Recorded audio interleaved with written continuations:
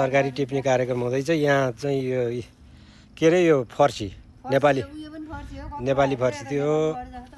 नेपाली फर्सी राम्रो छ यो जुकुनी यतापट्टिको चाहिँ यो दुईटा जुकुनी हो 3 चाडै छ फर्सी त यता त्यो मसिनो चाहिँ ऊ मेथी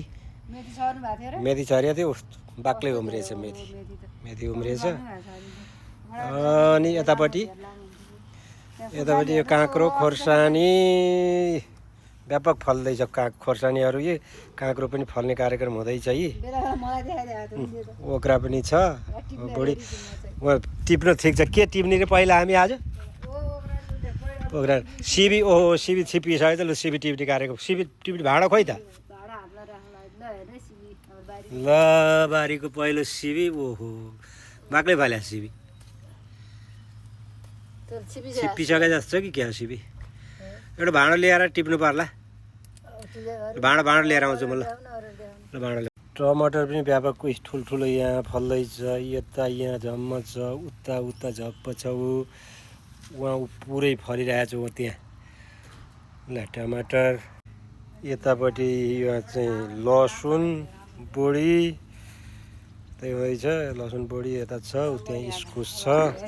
भाँडो ल्याइसक्यो भाँडोमा कति भयो पुरै त धेरै हुन्छ नि एकै छाक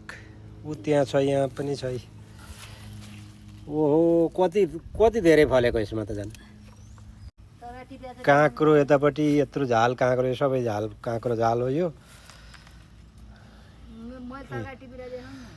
तरकारी टिपिरह धेरै भइसक्यो अब त्यता आउँदैछ नि त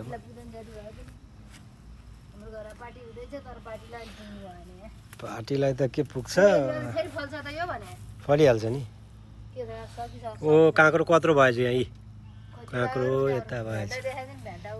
भेन्टा पनि छ यहाँ त भेन्टा त्यता चाहिँ टिपिसक्यो यता पनि छ है सिबी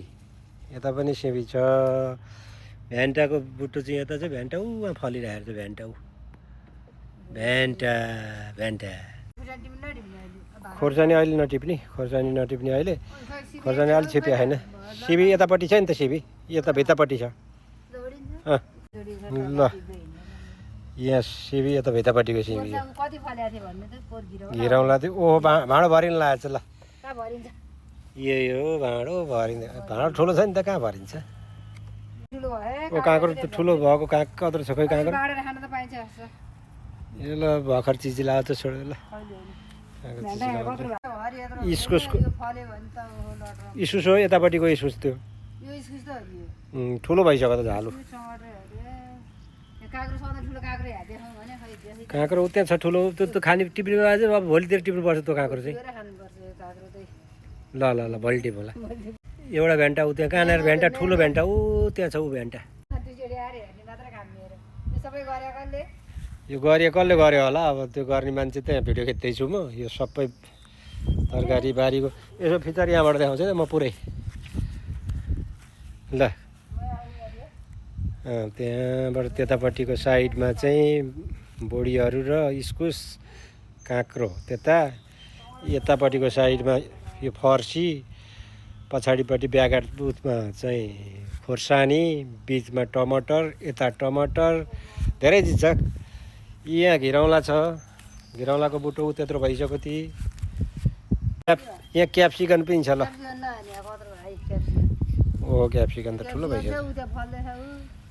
ल फलेपछि भद्रगोलै खानु पाइने भयो यसपालि किन्नु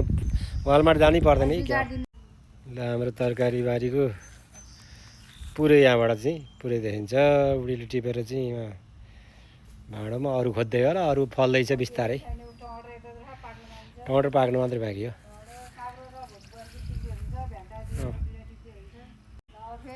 ल धेरै फलेपछि अर्को भिडियो खिच्छु thank you for watching guys